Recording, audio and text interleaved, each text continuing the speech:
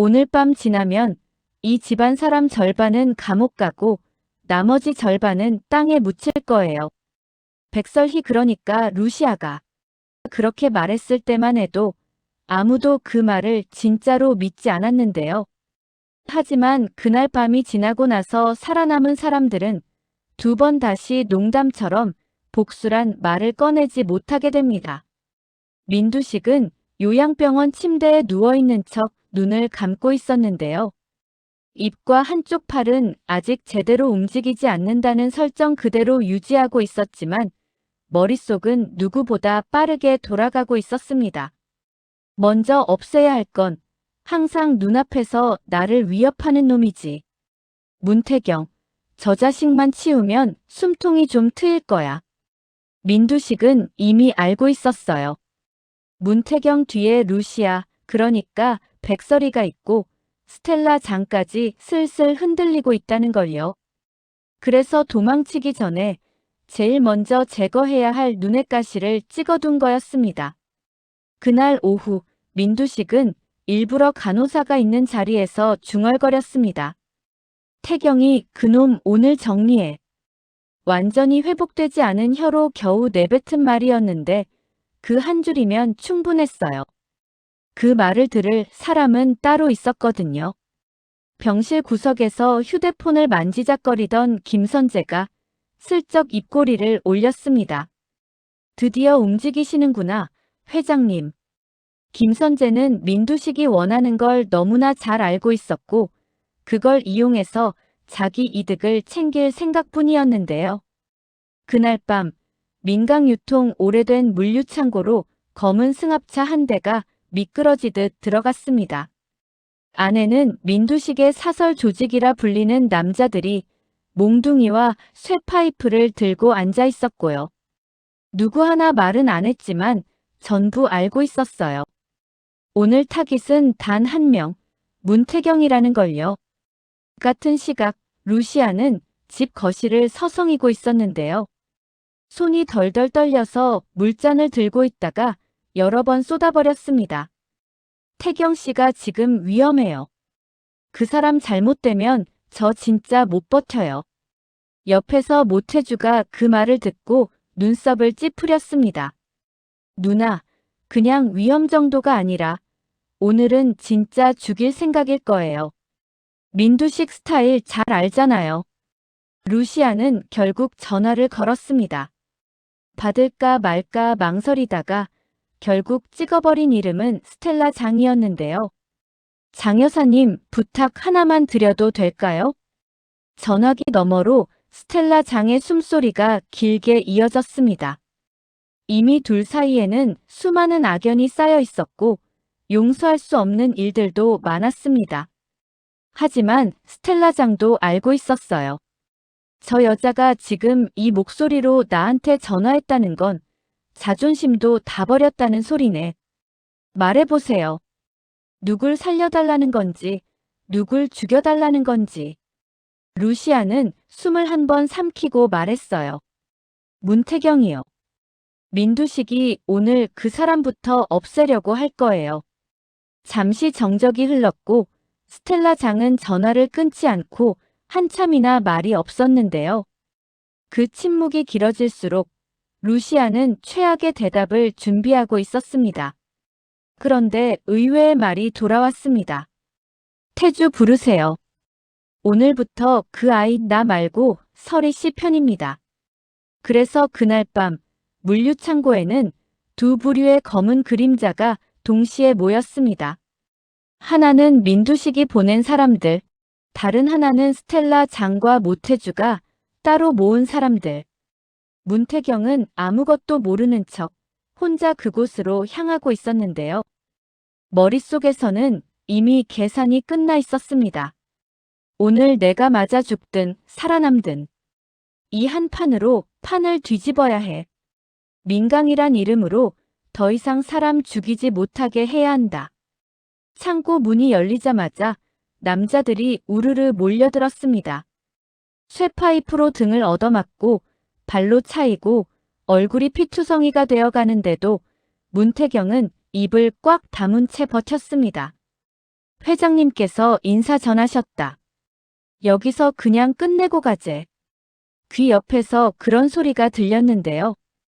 그 말 끝나기도 전에 반대편에서 더 거친 발소리가 들려왔습니다. 문태경 건드리는 손, 죄다 꺾어버려. 모태주가 먼저 뛰어들어 몽둥이를 걷어찼고 그 뒤로 스텔라장이 데려온 사람들이 밀려 들어왔습니다. 어둠 속에서 욕설과 비명이 뒤엉켰고 한 남자가 뒤로 고꾸라지더니 머리를 바닥에 세게 부딪혔습니다. 잠깐 꼼짝도 안 하더니 피가 바닥에 퍼져나가기 시작했는데요. 야, 저놈 숨 안 쉰다. 누군가 소리쳤지만 이미 늦었어요. 그날 밤 민두식이 보낸 조직원 중 한 명은 그렇게 현장에서 그대로 죽었습니다. 아무도 이름조차 정확히 기억해주지 않는 싸구려 목숨 하나가요. 피범벅이 된 문태경이 간신히 일어나 벽을 짚고 숨을 골랐습니다. 모태주가 팔을 붙잡자 태경은 가까스로 웃으면서 중얼거렸습니다. 오늘 여기서 죽는 건 줄 알았는데요. 스텔라 장은 피 튄 구두를 내려다보다가 순식간에 마음을 굳혔습니다. 이제부터 민두식이랑 나 완전히 끊어야겠네요. 저 인간이 사람을 어떻게 쓰는지 오늘 제대로 봤어요. 루시아가 조금 늦게 도착했고 문태경 얼굴을 보는 순간 무너져 내리듯 울었습니다. 태경 씨, 제 탓이에요. 제가 민두식한테서 도망치질 못해서. 문태경은 피 묻은 입술로 겨우 한마디 했습니다. 아니에요. 이제부터는 우리 차례예요. 우리가 저 사람 인생을 부숴야죠. 그날 밤 창고에서 죽은 한 명의 시체는 민강유통이 진짜 서서히 무너지기 시작한 첫 번째 조짐이었습니다. 한편 또 다른 폭탄은 전혀 다른 곳에서 준비되고 있었는데요. 민경채는 거실 소파에 기대 앉아 와인을 들이켜고 있었습니다. 며칠 전 있었던 일이 머릿속에서 반복 재생되고 있었어요. 세리는 장여사 손녀 아니야. 진짜 손녀는 따로 있지. 그 사실도 모르면서 회장 딸인 척 앉아있는 사람 누군지 알겠냐? 김선재가 술김에 던진 말이었는데요. 그 말을 들은 순간부터 민경채의 머릿속은 지독하게 시끄러워졌습니다. 또 바뀌었단 소리야? 내 인생이 대체 어디까지 가짜라는 건데. 그녀는 결국 공 실장을 방으로 불러들였습니다. 이모, 그날 있잖아요. 셀이 태어났을 때. 혹시 병원 쪽에서 실수했다는 말 들은 적 있어요?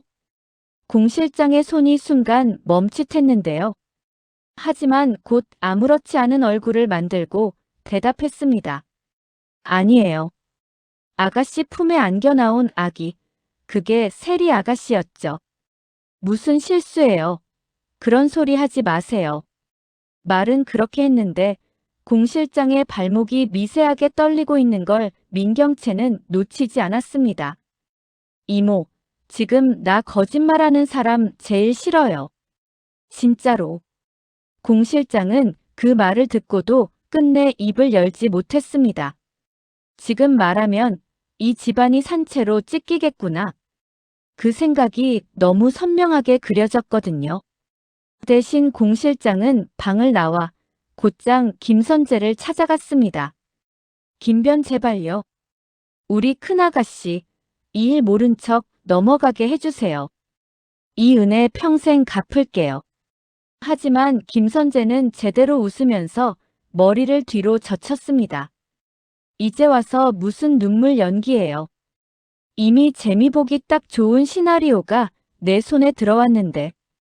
김선재는 그런 인간이었고 그게 문제의 시작이 아니었습니다. 문제는 그가 이번에는 진짜 위험한 장난을 치고 싶어졌다는 거였어요. 다음 날 민강가 저택에서는 또 하나의 쇼가 준비되고 있었습니다. 민경채가 갑자기 세리를 불러 앉혀놓고 말한 겁니다. 세리야, 오늘은 좀 중요한 말 해야겠다. 세리는 휴대폰을 내려놓지도 않고 대답했어요. 또 뭐요? 재산 물려준다는 소리면 문자로 주세요. 영상 찍기 바빠요. 민경채는 잠시 입술을 깨물다가 곧장 본론으로 들어갔습니다. 나, 내 엄마야. 엄마인 척 한 거 말고 진짜. 내 낳은 사람. 처음엔 농담인 줄 알았던 세리가 눈을 천천히 들었습니다. 표정이 굳어가는 게 눈에 보였는데요. 장난이에요? 장난 아니야. 그래서 그 루시아, 그 여자 보고 엄마라고 부르는 거 이제 그만했으면 좋겠어. 내가 얼마나 꼴보기 싫었는지 너도 알잖아. 말끝이 채 떨어지기도 전에 세리가 손에 들고 있던 봉투를 바닥에 내던졌습니다. 종이가 사방으로 흩어졌는데 맨 위에는 굵은 글씨가 보였어요. 친자관계 검사 결과 보고서. 세리는 이를 악물고 소리쳤습니다. 웃기지 마. 이거 다 봤거든.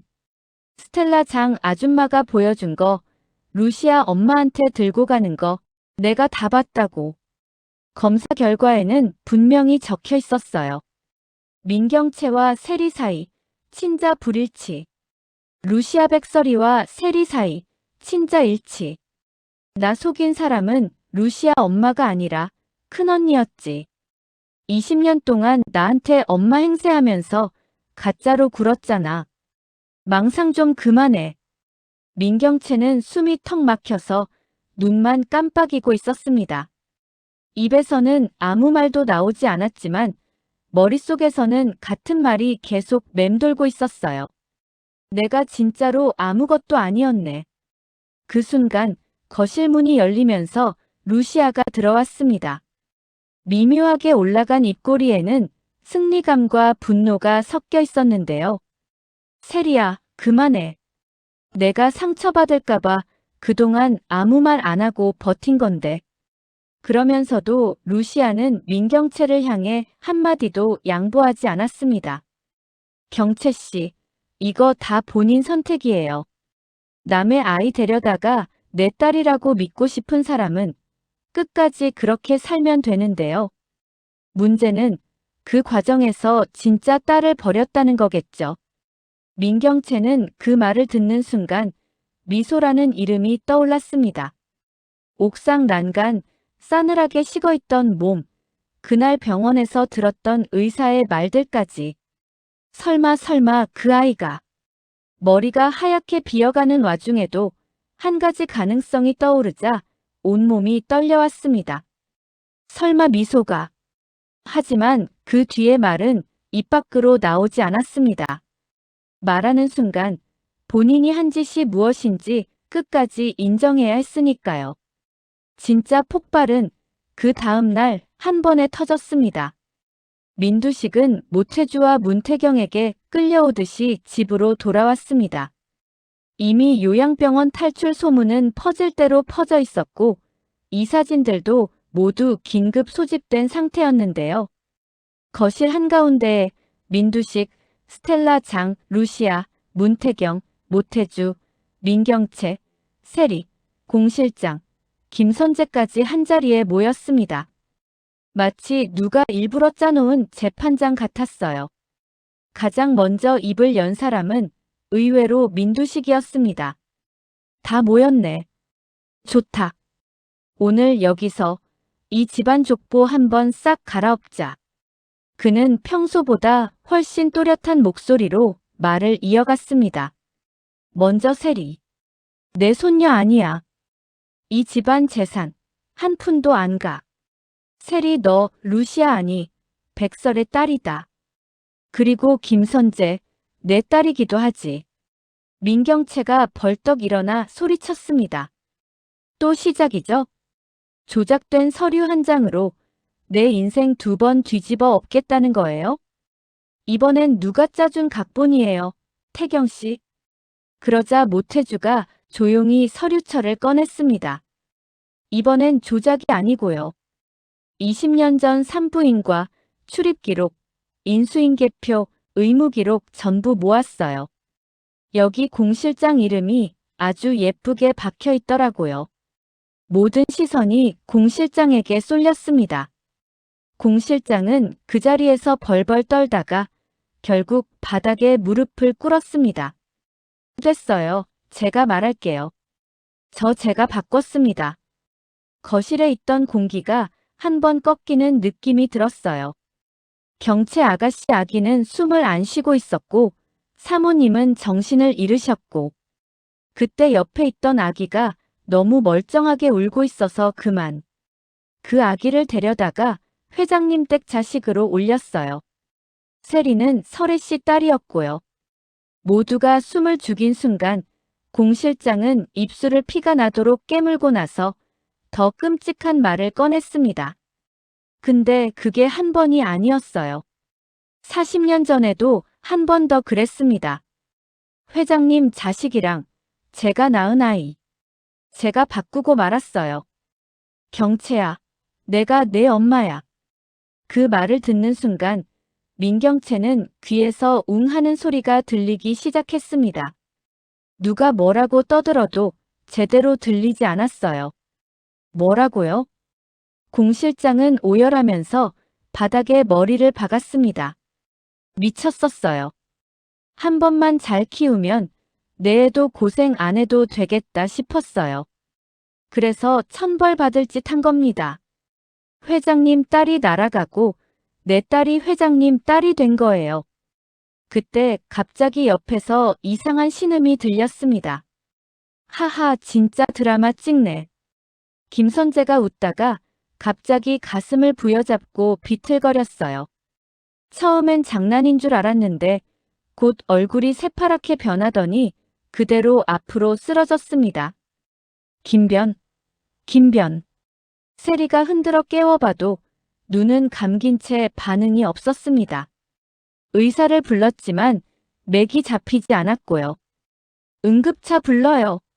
빨리. 소란 속에서 한 의사가 조용히 고개를 저었습니다. 이미 늦었습니다. 심장 쪽이었어요.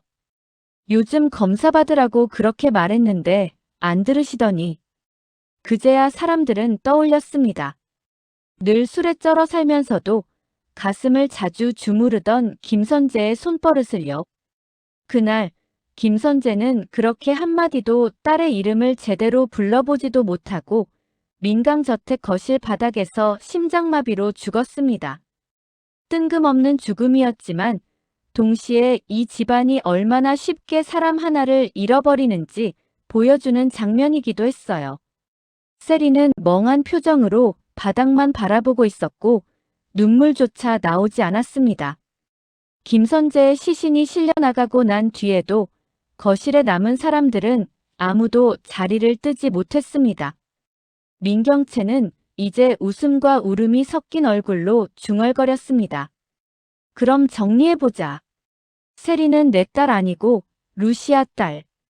나는 회장 딸 아니고 공 실장 딸. 그럼 나는 지금까지 남의 자리 훔쳐서 앉아있던 도둑이었네. 루시아가 그 말에 곧장 받아쳤습니다. 맞아요. 누구 하나 일부러 훔쳐가라고 시킨 건 아니었을지 몰라도 결국 결과만 보면 남 인생 통째로 들고 도망친 사람 맞죠. 민경채의 눈이 잔뜩 충혈된 채로 루시아를 향했습니다. 그래서 이제 둘이 행복하게 잘 살 거예요? 세리 데리고 태경 씨랑 회사도 먹고 남는 건 나만 쓰레기 되는 거고. 문태경이 나섰습니다. 경채 씨, 적어도 이 집안에서 누가 진짜 악인지 정도는 정리해야죠. 사고 숨기고 증거 없애고 사람까지 밀어 떨어뜨린 건 본인 이름으로 남을 거예요. 그 말을 듣는 순간 민경채의 머릿속에 미소가 정확하게 떠올랐습니다. 옥상 난간, 밀어붙이려던 손, 뒤로 자빠졌던 아이, 그리고 땅에 떨어지던 순간까지. 그 애가 내 딸이었다는 거야? 공 실장은 고개를 들지 못하고 다시 바닥을 쳤습니다. 미소 아가씨, 경채 아가씨 친딸이었어요. 내가 받고 나서 그렇게 된 거예요. 내 죄입니다, 전부. 민경채는 그 자리에서 그대로 주저앉았습니다. 그럼 난 내 딸을 직접 죽게 만든 사람이네. 내 입으로 욕하고 내 손으로 밀어낸 애가 내 피였던 거네. 그 순간 그녀의 안에서 마지막 남아있던 방어막 같은 게 완전히 깨져 나갔습니다. 그날 밤 민경채는 혼자 민강유통 옥상으로 올라갔습니다. 비까지 내리고 있어서 난간은 미끄럽게 젖어 있었는데요. 손에는 미소가 어릴 때 쓰던 싸구려 머리핀이 들려 있었습니다. 미소야, 엄마가 널 2번 죽였네. 한 번은 옥상에서, 한 번은 오늘 여기서. 발끝이 난간 밖으로 슬쩍 넘어갔습니다. 조금만 더 몸을 기울이면 아래로 그대로 떨어지는 거리였어요. 그냥 떨어지면 끝날까? 그러면 나도 좀 편해질까? 바로 그때 뒤에서 문이 벌컥 열리는 소리가 들렸습니다. 민경채, 거기서 한 발자국만 더 가면 그게 제일 비겁한 선택이에요. 루시아와 문태경이 동시에 뛰어들어왔고 모태주도 숨을 가쁘게 몰아쉬며 뒤따라왔습니다. 루시아가 먼저 소리쳤습니다. 너 떨어지면 미소는 또 버려지는 거야. 이번엔 엄마한테서 버림받는 거라고. 민경채는 눈을 감은 채 중얼거렸습니다. 그럼 내가 어떻게 해야 되는데요? 감옥 가면 돼요? 평생 죄송하다고 빌면서 살면 그 애가 용서라도 해줘요. 문태경이 그 말에 바로 대답했습니다. 모릅니다. 그 아이가 용서해줄지 안 해줄지 누구도 장담 못해요. 하지만 적어도 도망치지 않고 벌 받는 건 살아있는 사람이 할 일입니다. 루시아도 울면서 말했습니다. 그래, 경채야. 살아서 지옥을 겪어. 그게 내 벌이야. 떨어져 죽는 건 벌이 아니라 책임 회피야. 잠시 팽팽한 침묵이 흘렀고 민경채의 발이 아주 조금 난간 안쪽으로 물러섰습니다. 그 순간 갑작스런 돌풍이 불어와 몸이 휘청거렸고 루시아와 모태주, 문태경이 동시에 그 팔을 붙잡았습니다. 살아서 감옥 가. 결국 경채는 바닥에 주저앉아 오열했고 그 현장부터가 이미 경찰 수사 기록에 그대로 남게 되는 첫 페이지가 됩니다. 며칠 뒤 결정적인 날이 왔습니다. 주주총회와 동시에 기자들까지 참석한 공개 자리에서 민두식은 마지막 승부수를 던졌습니다. 오늘부로 나는 회장 자리에서 내려옵니다. 그리고 이 회사, 민강유통전 지분과 권한을 문태경에게 넘기겠습니다. 이사회는 술렁였고 스텔라 장은 처음으로 민두식을 똑바로 쳐다봤습니다. 이제 와서 착한 척 해보겠다는 거예요? 민두식은 씁쓸하게 웃었습니다. 착한 척 아니고요. 더 늦게 벌 받지 않게 해달라는 마지막 발악이죠. 설혜 씨, 그리고 태경 씨가 이 회사 끌고 갈 겁니다. 나라면 믿겠어요. 그 옆에서 루시아, 아니 백설이는 고개를 저었습니다. 전 재산 다 준다고 해서 내가 회장님 용서하는 거 아니에요. 그냥 이제야 조금 균형이 맞춰지는 느낌일 뿐이에요. 그때 한쪽 문이 열리면서 경찰들이 들어왔습니다. 민경채 씨 살인방조, 사고은폐, 횡령 등 혐의로 체포합니다. 공 실장에게도 수갑이 채워졌고 두 사람 사이에는 기묘한 침묵이 흘렀습니다. 엄마 난 이제 어디 가서 살아야 돼요? 경채가 그렇게 묻자 공 실장은 눈물을 닦지도 못한 채 말했습니다. 감방이요. 나도 너도 같이 죗값 치르자. 그게 우리가 할 수 있는 마지막이야. 그 말은 잔인하지만 동시에 가장 솔직한 대답이었어요. 민두식은 그 모습을 지켜보다가 마지막으로 한마디를 던졌습니다. 정이란 게 돌아오긴 돌아오는구나. 느리게, 아주 더럽게 돌아오긴 해도. 그 순간 회의장 뒤편에서 또 한 번 소란이 일었습니다. 민지섭이 얼굴이 잔뜩 일그러진 채 앞으로 뛰어나와 민경채의 뺨을 세게 갈겼습니다. 너 때문에 우리 남매 인생도 다 망가졌어. 전무자리, 지분, 다 필요 없다. 내 옆에 붙어있는 순간 나까지 썩어가더라. 민경채는 실소를 터뜨렸습니다. 그래, 다들 나만 탓해. 근데 이 판 짜놓은 건 누구였는데? 그 말이 끝나기도 전에 세리가 자리에서 일어났습니다. 그만해. 이제 누구 탓해도 소용없어. 난 그냥 여기 있는 어른들처럼 살지 않을 거야.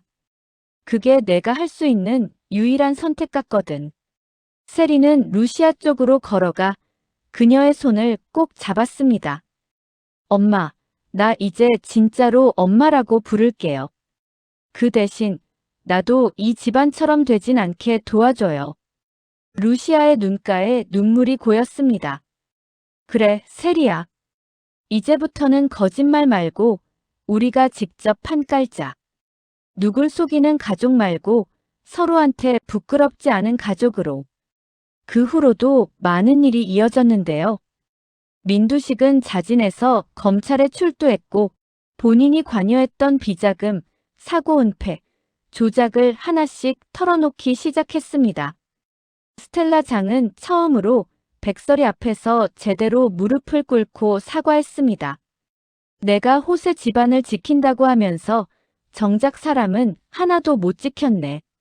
설희 씨, 할 수 있으면 나 좀 미워해줘요. 그게 덜 불편할 것 같아서 그래. 백설이는 한참을 바라보다가 아주 조용히 대답했습니다. 미워요. 죽도록 미워요. 그래도 우리 애들 지키는데 필요하면 여사님 힘 끝까지 써먹고 버릴 거예요. 스텔라 장은 그 말을 듣고 처음으로 안도하는 표정을 지었습니다. 그래요. 썩은 동아줄 끝까지 잡고 있다가 버려도 돼요. 그 정도 벌은 받아야죠, 나도. 문태경은 회장으로 올라서면서도 늘 같은 말을 반복했습니다. 우리가 이 회사를 먹은 이유는 돈이 아니라 정리 때문이에요. 이제부터 이 회사, 사람 안 죽이는 회사로 다시 만들어 봅시다. 그리고 마지막. 백설이는 어느 날 퇴근하는 문태경을 붙잡고 말했습니다. 우리 이제 계약서 말고 른 서류 한번 써볼까요? 문태경이 웃었습니다. 혼인신고 말씀이세요? 백설이는 오랜 시간 돌고 돌아 결국 제자리로 돌아온 사람처럼 아주 천천히 고개를 끄덕였습니다. 이제는 누구 딸, 누구 아내, 누구 엄마라는 이름보다 그냥 나로 살고 싶거든요. 근데 그 옆자리에 태경 씨가 있었으면 좋겠어요. 그 말은 긴 복수극의 끝에서 겨우 건져 올린 아주 작은 소망이었는데요. 그 소망이 이뤄지는 순간까지 이 집안은 수십 년 동안 쌓아 올린 거짓과 죄악을 한꺼번에 무너뜨려야 했습니다. 누구는 감옥으로 들어가고 누구는 관속으로 들어갔고 누구는 겨우 살아남아 다시 시작할 기회를 얻었습니다. 거짓으로 세운 집안은 결국 스스로 무너졌고 마지막까지 버틴 사람들 앞에 남은 건 단 하나뿐이었어요. 이제부터 어떻게 살 건지 진짜로 선택할 시간. 그래서요. 이 이야기는 여기서 한번 끝나지만 진짜 막장은 이제부터 각자 삶에서 시작될지도 모릅니다. 누가 또 거짓말을 시작할지, 누가 진실을 끝까지 지켜낼지, 그건 다음 회를 봐야 알 수 있겠죠. 드라마 리뷰 탐정의 다음 추리도 놓치지 마세요. 더 흥미진진한 리뷰를 위해 구독, 좋아요 부탁드려요. 감사합니다.